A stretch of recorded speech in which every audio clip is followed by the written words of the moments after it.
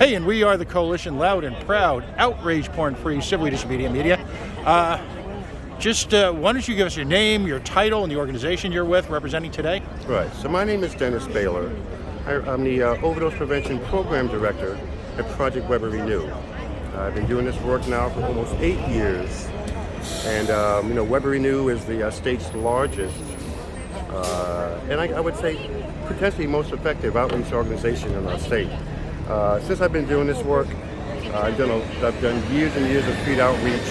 I spent a lot of time down here at KP, down at Kennedy Plaza, because we know here in our city, a lot of people who use either recreationally or have substance use disorder, they come down here for various reasons. So we've done a lot of distribution down here of Narcan and other harm reduction tools. Lately, we've been getting a heck of a lot of pushback from, I guess, a few of the supervisors that work for RIPTA. Now, in one instance, and it's documented, the RIPTA supervisor said to somebody trying to distribute Narcan that he didn't care that that person could die. Now, if that's RIPTA's position, you need to make that clear. If that's not their position, they need to do that as well and make that clear. They need to educate and inform their employees. For years, we've been trying to get the bus drivers, people working down in RIPTA, to carry Narcan, and they always fall back on management won't allow that. Different corporations go through that. The power is play small. It took us years and years of engagement to get them to finally have their security people carry Narcan. Now, all their people should carry Narcan, and all their people know where the naloxone box is located at the mall. But here in Kennedy Plaza, with all of these individuals that RIPTA sees and services on a daily basis, I think they have a responsibility to our state, to our city, to our citizens, to take a stand against this overdose epidemic.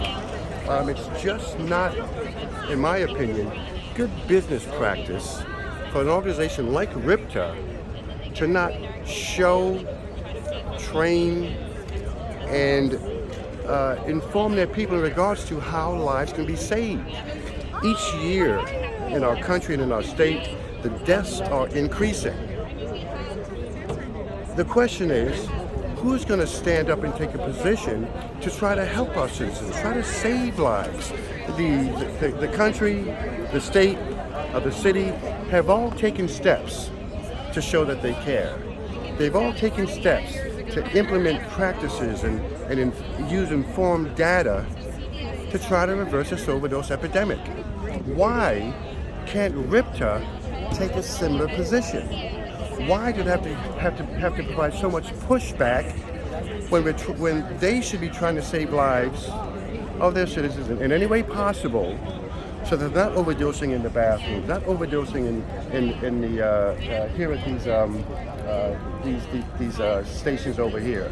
RIPTA needs to show some responsible behavior and get involved.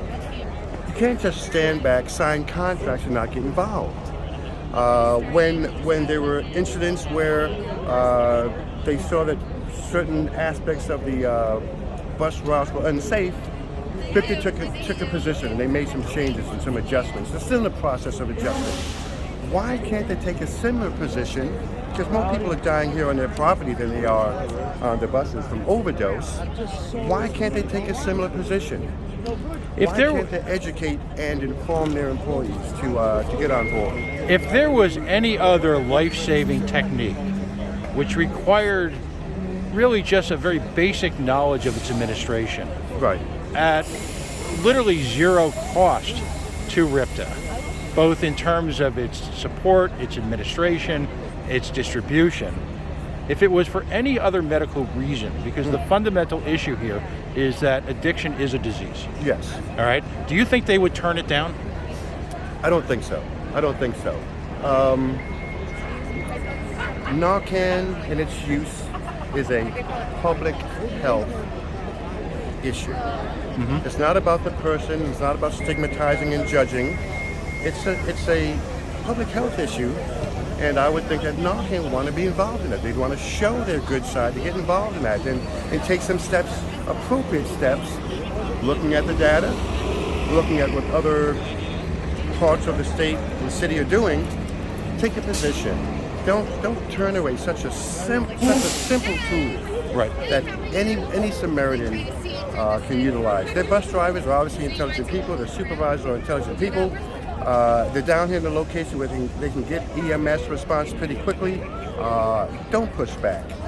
But in the case of overdose, literally seconds can mean a matter of life and death and or long-term impairment.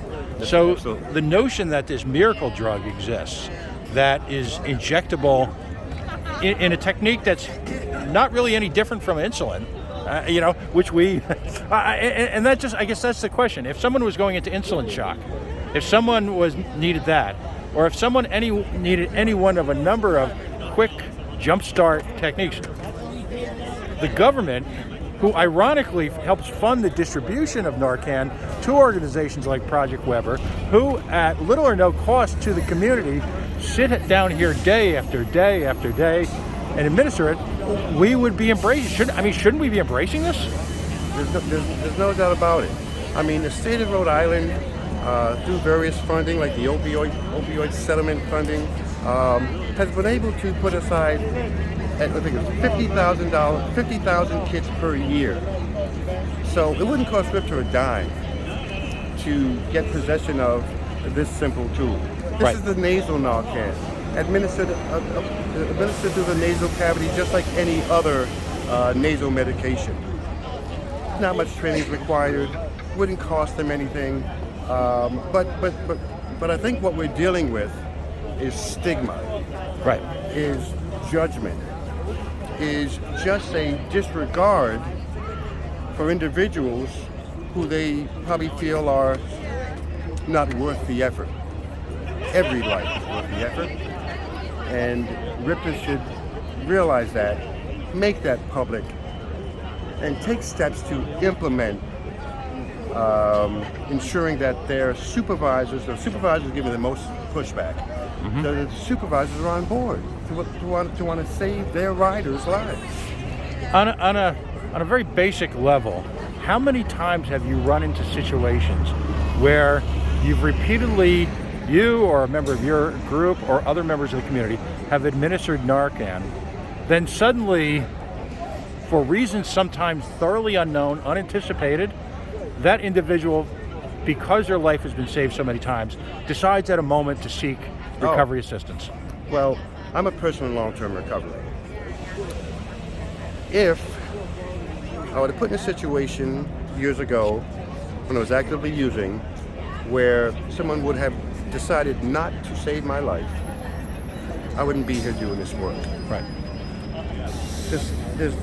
A person cannot get into recovery if they are not alive. If they're dead, it's a done deal. This has a effect on families and friends and all kinds of. It's just this ripple effect. You see the commercials about drunk driving and this ripple effect. The same thing happens with substance use disorder and opioid overdose. There's a ripple effect. But a person can't get into recovery if they're dead. And numerous individuals who I work with from all these organizations who do this fantastic work have been revived as a result of Narcan. And now we're trying to do some outstanding things to share our knowledge and do the same for others. So yeah, absolutely. Many people turn their lives around, but they don't have the opportunity if their lives can't be saved. And again, Narcan is simple, it's cheap. There's no excuse not to have it available.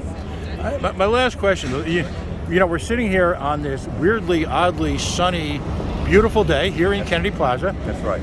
We've just gone through an extended period, about a week or so, where, fortunately we were spared the snow that the Midwest got, but the temperatures were brutal.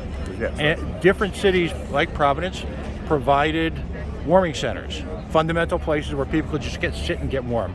Other cities like Woonsocket chose not to. How much of an impact on, if you will, folks falling out of recovery, relapse, does homelessness stimulate? How big of an issue is that when you're dealing with weather and issues like that? there are basic needs. And one of the biggest basic needs is housing. If I don't have a place where I can lay my head and rest, where I can get my thoughts together, where I can build up support mechanisms around me, I wound up on the street. I've been homeless. And recovery, being homeless, is almost all but impossible. Again, this is a basic human right. Whether a person's using recreationally, whether they have substance use disorder and using on a daily basis, housing is a must. And especially when it comes to being able to get into recovery. You can't build any foundation of recovery if you're wandering the streets at night, you have no place to rest your head. You have I don't know what the statistics, percentages are, but they drop tremendously that you'll get into recovery, and they increase tremendously that you're at a higher risk of death. So housing is a basic right that everybody should have, and I'm thankful for, again, our city here in Providence has taken the steps to allow those warming centers to open up, low barrier warming centers, so that people can have a place to at least stay warm and also connect with other services, like detox treatment, get medical assistance where needed. But you need to have a place to lay your head in order to get those services. Project Weber Renew is expanding its footprint significantly across the state. We covered the grand opening in Pawtucket. What cities and how can folks find you, both in times of need and also in that sort of hallelujah moment where they say enough, and at least I'm going to take a shot? How can they get a hold of you? So of course we have the two brick and mortar offices, Broad Street in Pawtucket, Broad Street in Providence. We also have a van which sets up down here at KP, right around the 7-Eleven or City Hall. We have a table there with peer recovery specialists who are able to assist. Of course, we're on social media, Project Weber Renew. We have weberrenew.org. Come by our offices. Pretty much everybody knows Weber Renew, so we're not hard to find. But yeah, we're expanding our footprint. Of course, as you probably know, as an additional tool to help save lives, we're in the process of opening up a safe consumption site, harm reduction center, or otherwise known as overdose prevention center. We believe harm reduction saves lives, and we want to do whatever we can to save as many lives as we can. And again, it's not all about using; it's about connecting to services. It's about giving someone, letting them know that they're valued, that somebody's there to listen without judgment or stigma. So we're looking forward to the Harm Reduction Center opening up in partnership with Kodak, again, as another tool to save lives and connect people to other services. Well, thank you very, very much. It's easy to say, but I've seen too many examples where your organization is literally sort of the duct tape, if you will, in Rhode Island, holding together communities that have been ravaged by the opioid epidemic. And it's so easy to say the opioid epidemic. It's almost become a word that's safe and palatable to people. Yet at the same time, when you see the type of outrage that's being manifested today against a public agency for whom is an extension of the government that sometimes inflicts itself upon us to save lives, to see them walk away from that responsibility. I'm editorializing here. It's all right. It's just tragic. It is tragic, and you're right. We do want to be involved with our community, underserved communities, people who just don't feel a part of. They shouldn't have to have this feelings. And thank you for taking the time. No worries. We're going to sign out now. We might be back beyond a little bit. Folks, if you get to this point in the video, please, we're going to replay, if you will, the Narcan instructional video that we took at Roger Williams Park 2 years ago. You know, you see how easy, whether it be the nasal swabs or whether it be the injection, When you see how easy this technology is, and you see the profound impact on the community, then you'll get why there's so much frustration today. Pat Ford, Coalition Radio Network, here at Kennedy Plaza on a balmy day. Stay warm. Happy New Year's. Thank you.